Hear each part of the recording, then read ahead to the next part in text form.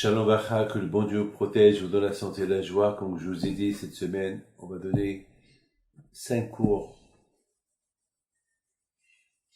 à la mémoire du tzaddik Rabbi Shimon Bar Yochai pour ne pas Shalom tomber dans le piège et se poser des questions sur l'efficacité de Shalom et d'avoir des doutes sur la grandeur de Rabbi Shimon Bar Yochai avec la tragédie qui s'est passée cette semaine. Ça, c'est des calculs d'Hachem qu'on ne comprend pas, mais c'est que quand même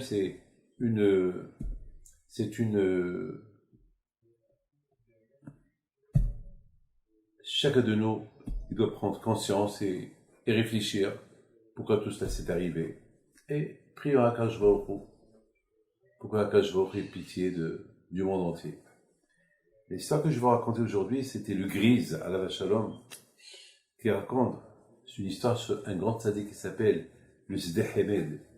Le Sdeh Hemed, une fois, il sortait de la synagogue, et toujours en sortant de la synagogue, il allait faire son mikvé.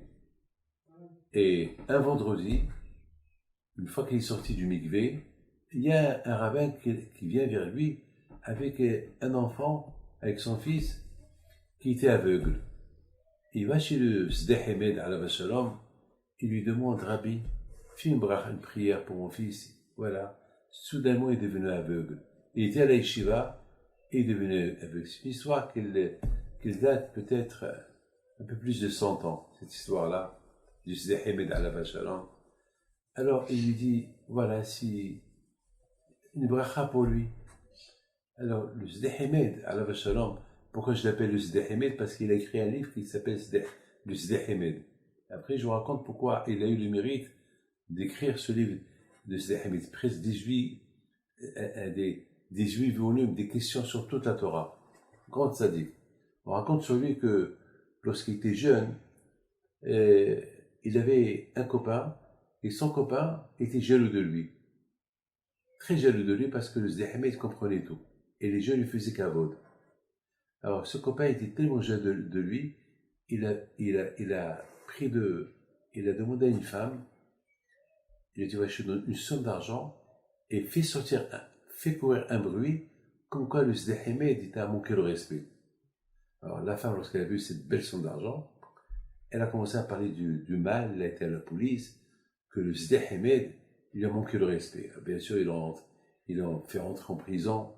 Et lui, le pauvre, il a dit: j'ai rien fait. Mais lui, il savait qui a fait ça. Mais il n'a pas voulu le faire rentrer. Parce qu'il a dit: si je dis que c'est pas vrai, c'est lui qui a payé la femme pour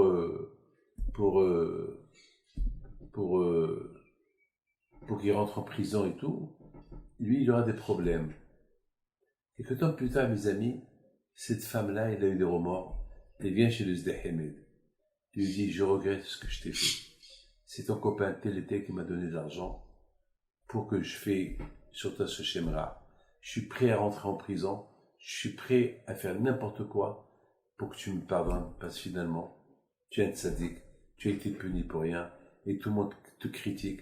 Et bien sûr, toi, tu vas avoir du mal à trouver un mariage, parce que par rapport à le mal que je t'ai fait. Et lui, entre-temps, il s'est marié, et tout le monde le prend pour un tzaddik, alors que c'est toi le tzaddik, et c'est lui le rachat. Le Sdeh Hemed lui a dit: écoute-moi, madame, déjà, moi, tu m'as grillé. C'est pas peine de griller ce monsieur encore. Ça suffit. Je te pardonne du fond du cœur, à la condition que jamais ça saute de ta bouche, que c'est lui qui t'a donné de l'argent pour que tu me critiques, pour me faire ce mauvais nom. Et ça a fait un grand bruit dans le ciel. Ce qu'il a fait le Sdeh Hemed, pour sauver l'honneur de son copain, il a préféré être lui la victime et pas son copain. Ça a fait un grand bruit dans le ciel. Ils ont décrété dans le ciel qu'il devient le grand tzaddik un des grands tzaddikim, et son nom va être connu dans le monde entier. Il va écrire 18 livres et il va être accepté dans le monde entier. Effectivement, cette femme-là, était malade. Lorsqu'elle était malade, elle a avoué qu'elle a menti. Elle n'a pas dit le nom qui lui a payé l'argent, mais elle a avoué qu'elle a menti uniquement parce que elle était, comment ça s'appelle, c'est quelqu'un qui lui a dit, elle n'a pas dit de non, rien du tout. C'est quelqu'un qui était jaloux et qui lui a donné de l'argent pour qu'elle fait une mauvaise renommée sur le Sidi Ahmed. Donc là, le monde entier, ils ont découvert que le Sidi Ahmed, sa grandeur, il s'est marié tout de suite et il est devenu le grand rabbin de Izmir, de la ville en Turquie. Alors maintenant, je continue maintenant l'histoire que j'étais en train de raconter à propos de ce rabbin et son fils l'aveugle. Ils sont partis chez le Sidi Ahmed pour une bracha pour qu'il voie. Le Sidi Ahmed, il pose une question à son père et lui dit, dis-moi, demande à ton fils qu'est-ce qu'il a étudié avec ses yeux avant qu'il est devenu aveugle. Alors, il demande à son fils, dis-moi mon fils, qu'est-ce que tu as étudié à la yeshiva avant que tu aies devenu aveugle? Il dit, j'étais en train d'étudier une discussion de Rabbi Shimon Bar Yochai. Et Rabbi Shimon, il y a un qui l'a dit, et j'ai vu Rabbi Shimon Bar Yochai faire. Alors, le Sidi Ahmed dit, puisqu'il a lu dans la Gemara avec ses yeux ce que la Gemara a dit que sur Rabbi Shimon Bar Yochai, alors prenez chez Rabbi Shimon Bar Yochai et dit à Rabbi Shimon Bar Yochai de ma part, moi le Sidi Ahmed, que quand que ce garçon-là, avant qu'il est devenu aveugle, il a étudié une Mishnah de Rabbi Shimon Bar Yochai, alors je veux que ces yeux-là, ils commencent à voir encore comme avant. Eh bien, mes amis, ce monsieur-là, il a quitté la Turquie avec son fils. Ils sont partis chez Rabbi Shimon Bar Yochai à Méron.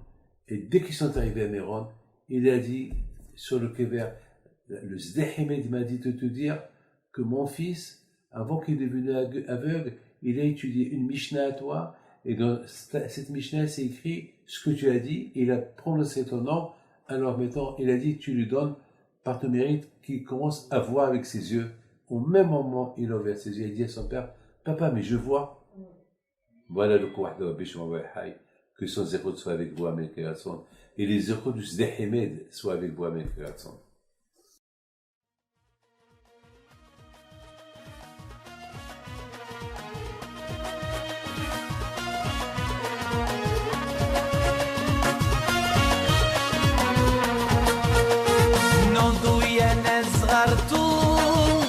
على ربيع حي بنتو وقف لنا زيخو